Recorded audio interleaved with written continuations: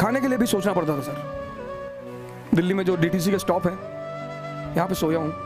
एक होटल के beer bar में काम किया हूँ। कयामत तक लड़ेंगे सर। दिल्ली के लिए लड़ेंगे, काबुल के लिए लड़ेंगे। लड़ना ही जिंदगी है सर।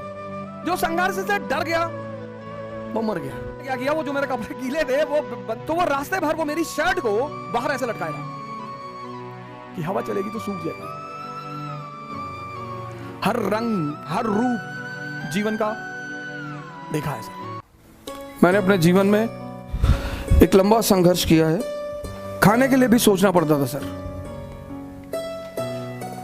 दिल्ली में जो डीटीसी के स्टॉप है, यहां पे सोया हूं। गुरुद्वारे में खाना खाया हूं। एक होटल के बियर बार में काम किया हूं। लेकिन बाबर की एक लाइन कभी कभी होता है ना कि कुछ चीजें आपके सबकॉन्शियस में बैठ जाती हैं। मैं आपसे कहता हूं, बायोग्राफी पढ़िए, ऑटोबायोग्राफी पढ़िए, पता नहीं कौन सी लाइन आपके जीवन की दिशा निर्देशक बन जाए। और जब वो कहता है कि क्या हुआ जो मैदान हार गए, अभी सब कुछ नहीं हारे। वो अदम्य साहस और इच्छा शक्ति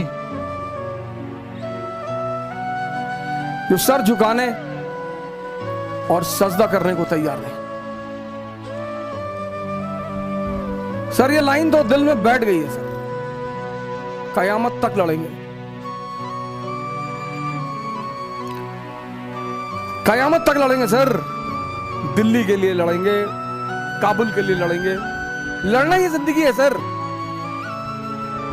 और कुछ है ही नहीं। और दूसरा आदमी जिससे मेरा बड़ा लगाव है, अक्सर जब मुझसे लोग डायरी वारी देते हैं, वो स्लैम बुक वगैरह की, इसमें कुछ लिख दो, तो मैं बस 2 वर्ड लिखता हूं, लिव डेंजरसली। नीचे का स्टेटमेंट है सर, स्टेटमेंट कोट है उसका, कहता शांति से मत, लिव डेंजरसली। मेरी डायरी का पहला पेज, हर साल जब डायरी खरीदता हूं तो उस पर यही लिखता हूं, लिव डेंजरसली। जिंदगी का कॉन्सेप्ट क्लियर है। नौकरी एक ही करनी थी, वो मिली नहीं। उसके बाद नौकरी करनी ही नहीं थी सर। मैं किसी की नौकरी कर ही नहीं सकता सर, किसी की।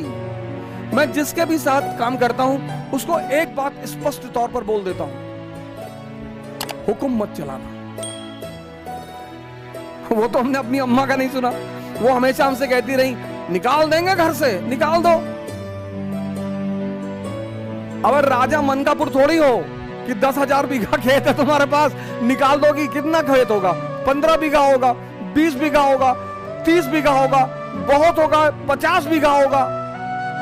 राजा कुंडा थोड़ी हो कि 1 लाख बीघा खेत है, निकाल दो। 15 बीघा खेत के लिए गुलामी, धमकी मत दो।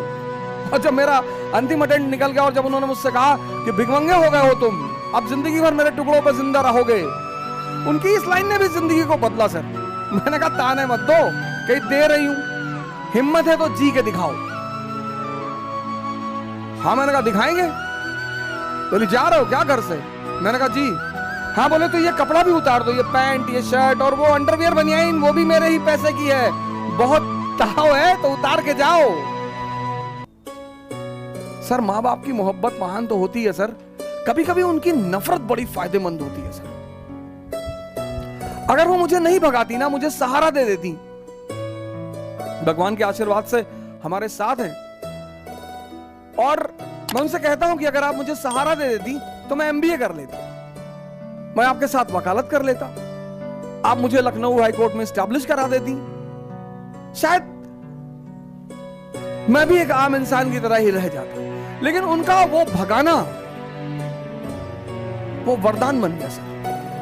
बहुत बहुत बड़े सहयोगी रहे मेरे संघर्ष के। मोहम्मद हुसैन भाई हैं, पता नहीं, हो सकता कहीं मुझे बैठकर सुन रहे हो। किसी जमाने में विमर्श नाम की इलाहाबाद में कोचिंग चलाते थे सर। वो मुझे पढ़ाने के बदले में सिर्फ खाना खिलाते थे, पैसे भी देते थे, कभी कभी मूड करता था तो पैसे भी देते थे। और बड़ी मदद करते थे। और मैं उनके साथ मनमोहन चौराहे पे मस्जिद है, मैं वहीं पे उनके साथ कभी कभी रहता था। अटाला ले जाते थे कबाब और रोटी खिलाने के लिए। वो मेरे संघर्ष के बड़े महत्वपूर्ण साथी हैं। इंसर्च एकेडमी चलती थी, कुंदन राय भाई हमारे, पता नहीं हो सकता शायद हमें कहीं सुन रहे हो, उन्होंने बड़ी मदद की सर। सबसे अहम आदमी जो रहा जिसका नाम मैं लेना चाहूंगा वह है सुरेश सिंह। एटीएन एकेडमी चलाते थे सर। वो पहला आदमी है मेरे जीवन में जिसने मुझे एक अच्छी रकम मेरे हाथ में रखी पढ़ाने के एवज में। अरे कहा हो जा सर, आप पैसा ले जाइए और कभी आपको जरूरत हो तो हमसे मिलिए। अभी इलाहाबाद हाईकोर्ट में वो प्रैक्टिस करते हैं सुरेश सिंह। बहुत मर्दाने किस्म का आदमी। अभी तो काफी दिनों से मेरी बातचीत उनसे नहीं हुई, लेकिन उनसे बड़ा अच्छा हो रहा। फिर मैं दिल्ली चलाया, मेरे एक बड़े अहम सहयोगी रहे नीरज तिवारी। लेकिन संघर्ष डरने की चीज नहीं है सर, संघर्ष मजा लेने की चीज है सर। कोई नहीं है, कोई किसी को फोन में लाओगे काट देगा। जो संघर्ष से डर गया वो मर गया। सर मैं आगरा पढ़ाने गया, हमारे अमित भाई वहां कोचिंग चलाते हैं, सेंटर ऑफ एम्बिशन ऐसे कुछ नाम है उनकी कोचिंग का, सेंटर ऑफ एम्बिशन आगरा में है, बड़ी फेमस कोचिंग है। अमित भाई चलाते हैं, अमित सिंह हमारे बहुत जबरदस्त आदमी, बड़ा फैंटास्टिक टाइप के आदमी है। आज भी हमको बुलाते हैं। वो आप आगरा एंटर करेंगे तो एक चौराहा पड़ता है, वही चौराहे पे उनकी कोचिंग है, सेंटर ऑफ एक्सेलेंस या सेंटर ऑफ एम्बिशन ऐसे कुछ नाम है उनकी कोचिंग का। तो मैं उनके यहाँ पढ़ाने गया, क्लास लेने गया, तो सर मेरे जो कपड़े थे पढ़ाने वाले वो गीले थे, पैसा था नहीं जेब में, और कॉल आ गई कि भाई आपको वहां आके पढ़ाना है। मैंने कहा यार वहां पढ़ा देंगे तो 10-20-25 हजार रुपए मिल जाएंगे। तो सर नीरज तिवारी ने क्या किया, वो जो मेरे कपड़े गीले थे वो बंदा, हम यहाँ से आए सराय काले खां, और सराय काले खां से हमने बस पकड़ी और हमें आगरा जाना था। तो वो रास्ते भर वो मेरी शर्ट को बाहर ऐसे लटकाए रहा कि हवा चलेगी तो सूख जाएगी।